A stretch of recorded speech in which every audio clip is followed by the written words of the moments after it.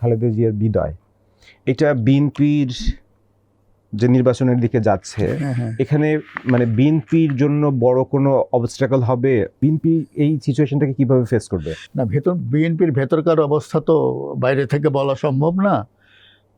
তবে তিনি ছিলেন মাথার উপরে, দলের মধ্যে এক ধরনের সংহতি ছিল এবং সেই সংহতিটাতে চির ধরবে কিনা এটা একটা ব্যাপার আছে। আবার সেটা খালেদা জিয়া তার নিজের ব্যক্তিত্ব দিয়ে যেভাবে সামাল দিতেন দলটাকে এবং প্রতিপক্ষের বিরুদ্ধে দলটাকে নিরাপদ রাখার চেষ্টা করতেন, সেটা একটা চ্যালেঞ্জ।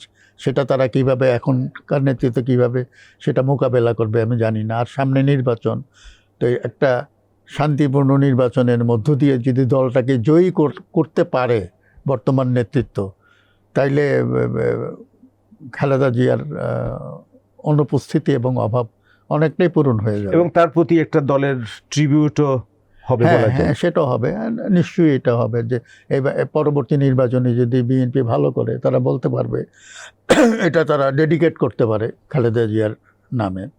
আর যদি নির্বাচনের ফলাফল আশানুরূপ না হয়, তাহলে বুঝতে হবে যে শূন্যতাটা সেভাবে পূরণ হয়নি।